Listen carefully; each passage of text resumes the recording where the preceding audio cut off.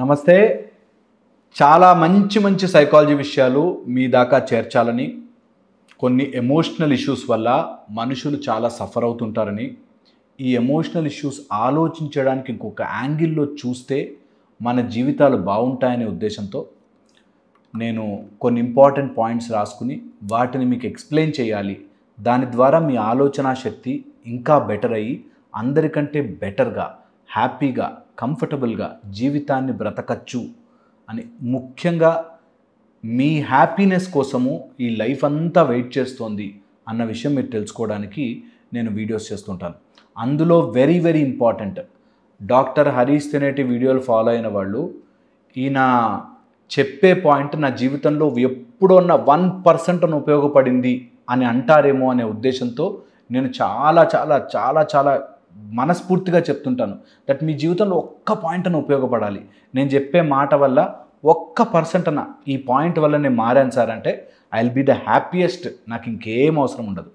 Well, ఈరోజు నేను చెప్పబోయేది, మీరు ఏదైనా అనుకుని చేయలేకపోతున్నారు అంటే, ఆర్ మీరు నిజంగా కూడా సాధించడానికి ఇంకా ఇంకా ఎనర్జీ కావాలి అనుకున్నారంటే, ఈరోజు నేను చెప్పబోతున్న టైం కంప్రెషన్ అనేది మీకు బాగా హెల్ప్ చేస్తుంది. సమయాన్ని, మనం అనుకున్న లక్ష్యాన్ని రీచ్ అవ్వడానికి ఇలా సమయాన్ని కుదించి వాడుకోండి. ఓకే, సమయాన్ని కుదింపు చేయండి, దగ్గరికి చేయండి.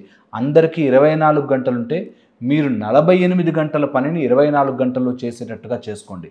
మీ సమయాన్ని, ఎఫిషియన్సీని పెంచండి. టైం యొక్క ఎఫిషియన్సీ పెరిగినప్పుడు సమయం యొక్క విలువ పెరుగుతుంది. సమయం మీకు ఎక్కువగా ఉన్నట్టుంటుంది.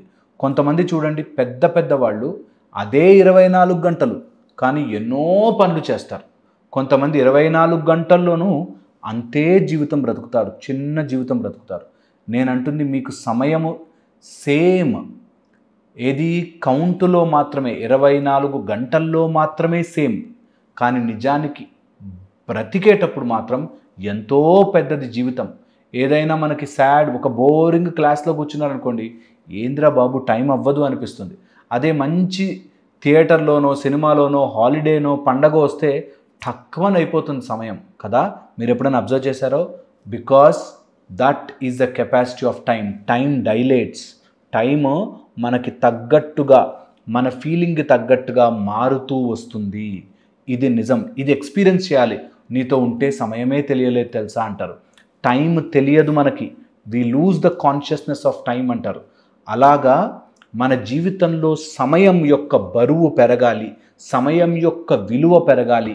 టైం కంప్రెస్ అయ్యి 24 గంటల్లో 48 గంటలు ఇరికించుకోవాలి అంటే ఇది నేను చెప్పే పద్ధతిని ఫాలో అవ్వండి. It's beautiful methodology. మీ బ్రెయిన్కి సంబంధించి time compression will change your life forever. Okay, అందులో first and foremost thing decision loops అంటాం. ఇందులో ఏంటంటే, ఒక డెసిషన్ని పదే పదే తీసుకోవద్దు. ఇది కరెక్టా కాదా, ఇది కరెక్టా కాదా, ఇది కరెక్టా కాదా అనే నిర్ణయము ఆగిపోయి ఉండకూడదు. దానివల్ల సమయము చాలా వేస్ట్ అయిపోతుంది. ఒక డెసిషన్ తీసుకుంటే దాన్ని ఎగ్జిక్యూట్ చేసి తీరాలి.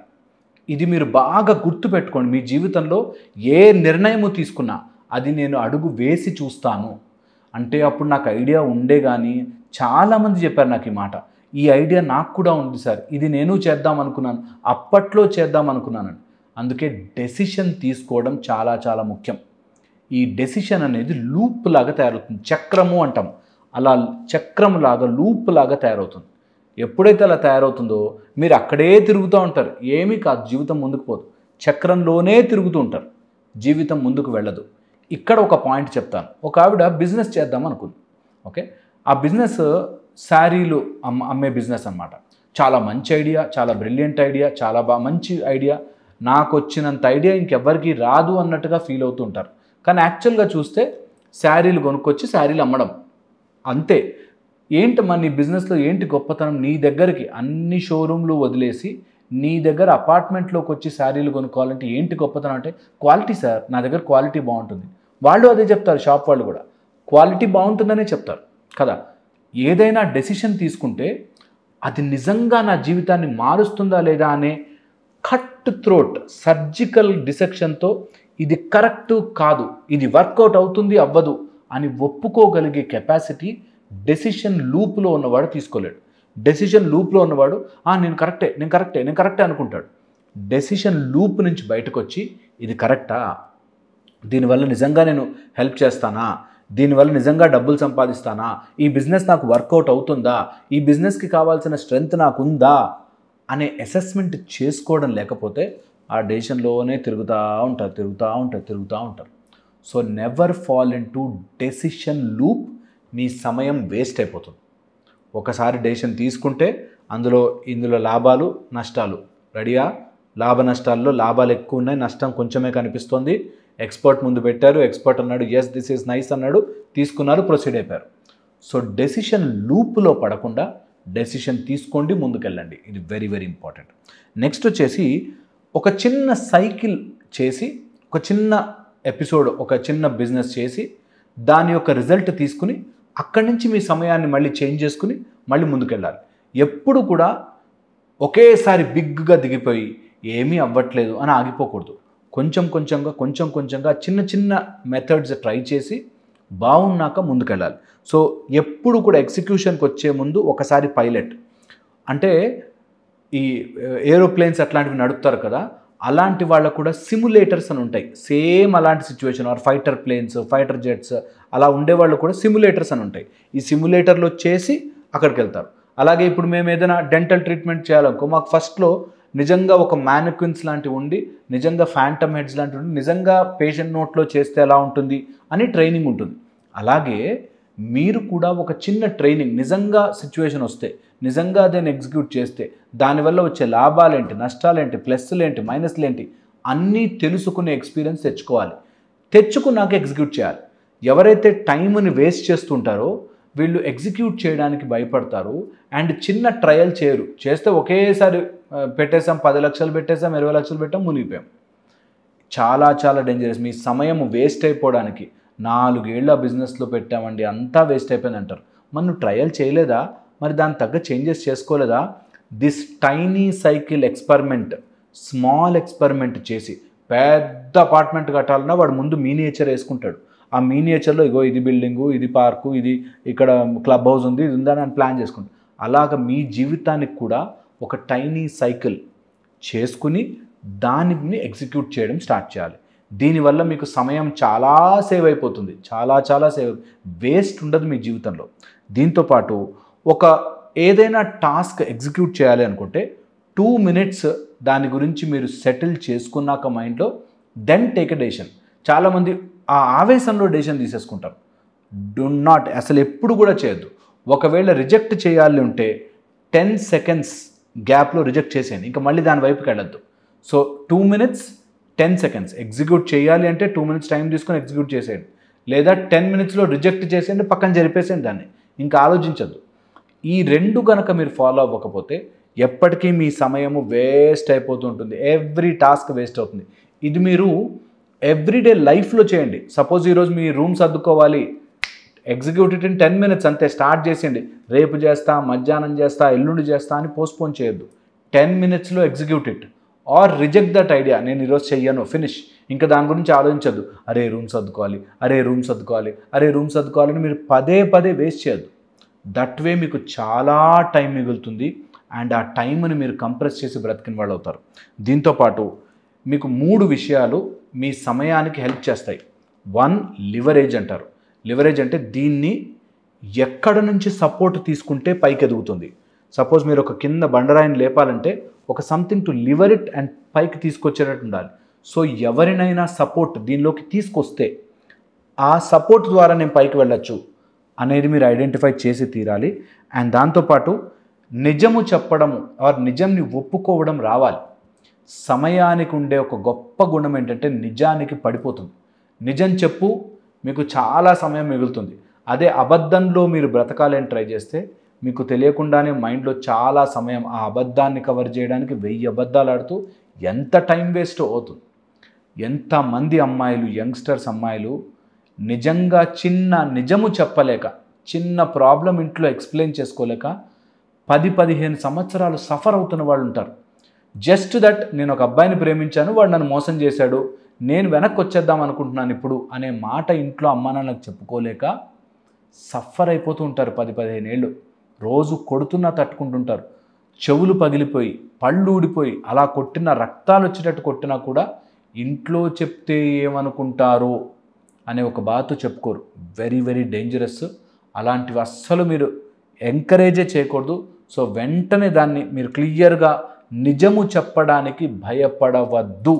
ఎప్పుడు కూడా నిజము చెప్పేవాడు భయపడినన్ని రోజులు అబద్ధము మంచిగా విర్రవీగుతూ ఎగురుతుంది అంటారు. ఇది చాలా చాలా ఇంపార్టెంట్. దాంతోపాటు ఒక రీడైరెక్షనల్ మొమెంటం అని చెప్పి మీకు బాగా హెల్ప్ చేస్తుంది. సపోజ్ మీరు ఒక చోటకి వెళ్ళి ఫోర్స్ పెడుతున్నారు గెలవాలి అని, అక్కడ అవ్వట్లేదు అనుకోండి, just change your direction and go. Okay, మీరు ఒక గోడని ఎంతసేపు పుష్ చేసినా వెళ్ళదు. అదే ఒక డోర్ సైడ్కి వెళ్తే మీరు వెళ్ళే ఛాన్స్ ఉంటుంది. అందుకని మీ మొమెంటమ్ని, మీ స్ట్రెంగ్త్ని స్లోగా పుష్ చేసి నా బలం ఎక్కడ ఉంది, నా వీక్నెస్ ఎక్కడ ఉంది, నేను దేన్ని టార్గెట్ చేసుకోవాలి, దేన్ని ఉపయోగించుకోవాలి అని మీరు కూర్చుని ఆలోచిస్తే ఎంత సమయం వేస్ట్ అవ్వకుండా బ్రతుకుతుందో తెలుసా. మీరు తెలియకుండానే ఒకే తప్పుని మళ్ళీ మళ్ళీ చేసి మళ్ళీ పెట్టి మళ్ళీ చేసి, ఒక ఆయన ఇట్లాగే ఈ బెట్టింగ్ యాప్స్ లాంటి దాంట్లో పెట్టాడు డబ్బులు. చాలా తెలివిగానే పెట్టాడు, కానీ పెట్టిన తర్వాత ఓడిపోయాడు. ఓడిపోగానే ఏం చేయాలి? రీడైరెక్షనల్ మొమెంటం రావాలి. పోయింది, I wish not invest in this, అంత కామన్ సెన్స్ నాకు ఉండాలి అని అనుకోవాలి. మళ్ళీ వస్తాయేమో అని చెప్తే మీ ఎనర్జీ అంతా ఒకే డైరెక్షన్లో వెళ్ళి ప్రాబ్లం అవుతుంది. So redirect your emotion into something else. ఇది ఎఫెక్టివ్గా పనిచేస్తుంది. మీ సమయం కూడా చాలా కాపాడుతుంది. ఇది బిజినెస్ ఆస్పెక్ట్లోనే చెప్పట్లేదు, మీ రియల్ లైఫ్లో కూడా చెప్తున్నాను. మీకు వైఫ్ అండ్ హస్బెండ్ మధ్యలో గొడవలు అవ్వచ్చు, లేకపోతే బాయ్ ఫ్రెండ్ గర్ల్ ఫ్రెండ్ అవ్వచ్చు, చదువుకునే పిల్లాడు అవ్వచ్చు, ఎవరైనా సరే. Are you changing your momentum? నాకు ఈ సబ్జెక్ట్ ఎక్కట్లేదు అనుకున్నాను, స్లోగా వేరే సబ్జెక్ట్ చదువు, మళ్ళీ మెల్లగరా, స్లోగా వేరే సబ్జెక్ట్ చదువు, మళ్ళీ మెల్లగరా. అలాగ మీరు మీ ఎనర్జీని వేస్ట్ చేసుకోకుండా వాడుకోవాలి. ఒక అబ్బాయి కూర్చుని 1 hour చదువుతాడు, కానీ ఒక్క లైన్ ఎక్కదు. దాని బదులు 10 minutes 5 subjects చదివితే చాలు. 1 hour ఒక దాని మీద ఫోకస్ కుదరకపోతే 10 minutes 5 subjects చదవచ్చు. ఇది చాలా చాలా ఇంపార్టెంట్గా ఆలోచించుకోవాలి. ఇంకొక మేజర్ ఆస్పెక్ట్ ఉంది ఇక్కడ, ఏంటంటే రిగ్రెట్. ఒక అతను నాకు సార్ ఒకే ఆలోచనలు వస్తూనే ఉంటాయి సార్ అన్నాడు. ఓకే, వస్తున్నాయి కదా, ఆలోచించుకొని అని అంటే తర్వాత అయ్యో నాకు ఈ ఆలోచన ఎందుకు వస్తుంది అని బాధపడతాం. ఓకే, సో పాయింట్ ఏంటంటే ఇక్కడ మన మైండ్కు ఉండే క్వాలిటీని మనం తప్పు అర్థం చేసుకుంటాం. మైండ్ ఎప్పుడు అలాగే ఉంటుంది, ఒకసారి జూమ్ ఇన్ అవుతుంది, ఒకసారి జూమ్ అవుట్ అవుతుంది, ఒకసారి జూమ్ ఇన్, ఒకసారి జూమ్ అవుట్, ఒకసారి ఏమేమో విషయాలు ఆలోచిస్తాం, ఒకసారి పర్టికులర్గా ఒకే దాని గురించి ఆలోచిస్తాం. రెండు కంటిన్యూస్గా ఉండదు. ఎవరికైనా సరే ఎప్పుడు ఏదో ఆలోచిస్తున్నాడు అనుకో వాడు బ్రతకలేడు, ఎప్పుడు ఒకే దాని మీద ఆలోచిస్తున్నాడు అనుకో వాడు బ్రతకలేడు. మైండ్కు ఉండే న్యాచురల్ టెండెన్సీ ఒకసారి ఒకటి ఆలోచిస్తుంది, ఒకసారి అన్నీ ఆలోచిస్తుంది. ఇది న్యాచురల్. మనకి తెలియక అయ్యో నాకు ఎందుకు ఇలాంటి ఆలోచనలు వస్తున్నాయని బాధపడతాం, లేకపోతే నాకు ఒకటే ఆలోచన ఎందుకు వస్తుందని బాధపడతాం. అందుకని మైండ్ని అర్థం చేసుకునేవాడు 2 phases ఉంటాయి. దీనికి తగ్గట్టుగా దీనికి, దానికి తగ్గట్టుగా దాన్ని నేను అడ్వాంటేజ్గా వాడుకుంటాను అని అనుకున్న రోజున మీకు చాలా టైం దొరికినట్టు అవుతుంది. సో నేను చెప్పినది ఒక్కసారి ఆలోచించండి. టైం కంప్రెషన్ వల్ల మీకు బోలెడు సమయం మిగులుతుంది. ఓకే, దీనికి బోలెడు టెక్నిక్స్ కూడా ఉన్నాయి యాక్చువల్లీ. సో అలాంటి టెక్నిక్స్ కూడా మెల్లమెల్లగా నేను మీకు రివీల్ చేస్తుంటాను. So learn it. ఎంత కుదిరితే అంత అప్లై చేసే ప్రయత్నం చేయండి. మీకు ఇంటర్నెట్ మొత్తంలో ఒక కంటెంట్ ద్వారా ఉపయోగపడ్డదిరా బాబు అని అనుకునే మ్యాటర్ నేను మీకు చెప్తున్నాను కాబట్టి మీకు ఉపయోగపడితే అంతకంటే సంతోషం నాకు ఇంకేముండదు. ఓకే, మళ్ళీ ఇంకో వీడియోలో కలుస్తాను. Thank you so much.